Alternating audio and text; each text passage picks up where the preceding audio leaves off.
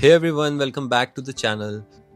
Today I will show you step-by-step guide on how to create a StateFarm account. So let's get started. Open your web browser and go to statefarm.com, www.statefarm.com. On the home page, click on the login button located at the top right corner. On the login page, you will see a link that says create an account. Click on that. You will be directed to the account creation form. You can enter your first name, last name, email address, create a username, make a strong password and confirm that password. Next, select and answer the security questions. These are for account recovery purposes in case you forget your login details.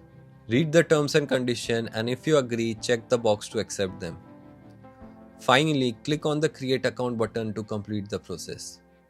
And voila, that's it. You have created a StateFarm account.